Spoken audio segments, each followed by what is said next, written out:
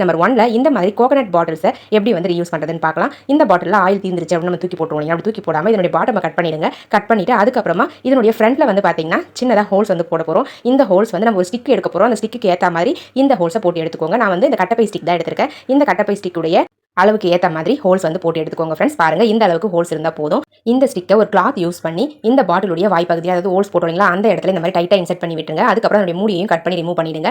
அடுத்தது ஒரு scissor use பண்ணி இந்த மாதிரி அந்த பிளாஸ்டிக் பாட்டிலுடைய ஃபுல் போர்ஷனையும் சின்ன சின்ன துண்டுகளாக வந்து கட் பண்ணி எடுத்துக்கோங்க ஃப்ரெண்ட்ஸ். பாருங்கள், இந்த மாதிரி கட் பண்ணி விட்டுக்கணும். ஃபுல்லாகவே வந்து சுற்றி இருக்கக்கூடிய அந்த பிளாஸ்டிக்கை கட் பண்ணி விட்டுடலாம். அவ்வளோதாங்க ஃப்ரெண்ட்ஸ், நான் கட் பண்ணி முடிச்சிட்டேன். இந்த மாதிரி கட் பண்ணி முடிச்ச பிறகு இதை வந்து நம்ம ஒரு சூப்பரான க்ளீனிங் ஸ்டிக்காக யூஸ் பண்ணிக்கலாங்க. நம்ம வீட்டில் இருக்கக்கூடிய விண்டோஸ்லாம் வந்து க்ளீன் பண்ணுறதுக்கு இந்த ஸ்டிக் ரொம்பவே யூஸ்ஃபுல்லாக இருக்கும். விண்டோஸாக இருக்கட்டும், அந்த டோருடைய கார்னர் பகுதிகளாக இருக்கட்டும், எல்லாத்தையும் க்ளீன் பண்ணுறதுக்கு இந்த ஸ்டிக் ரொம்பவே யூஸ்ஃபுல்லாக இருக்கும். நம்ம கை கட்டின தூரம் வரலும் அழகாக வந்து நம்ம க்ளீன் பண்ணி எடுத்துக்கலாம். பாருங்கள், இந்த மாதிரி வால் கார்னர்ஸ்லாம் வந்து பார்த்தீங்கன்னா உங்களுக்கு நிறைய ஒட்டடை படிஞ்சிருக்கும். அதெல்லாம் க்ளீன் பண்ணுறதுக்கு இந்த ஸ்டிக் ரொம்பவே யூஸ்ஃபுல்லாக இருக்கும். இந்த மாதிரி ரெடி பண்ணி வச்சுக்கிட்டீங்க அப்படின்னா டக்குனு நம்ம எடுத்து க்ளீன் பண்ணிக்கலாம். அடிக்கடி ஒட்டடை அடிக்கிற ஸ்டிக் எடுத்து க்ளீன் பண்ணணும்னு இல்லை, இந்த மாதிரி நம்ம ரெடி பண்ணி வச்சுக்கிட்டோம் அப்படின்னா வீடு கூட்டும்போதே அழகாக இந்த மாதிரி க்ளீன் பண்ணிட்டு வந்துடலாங்க.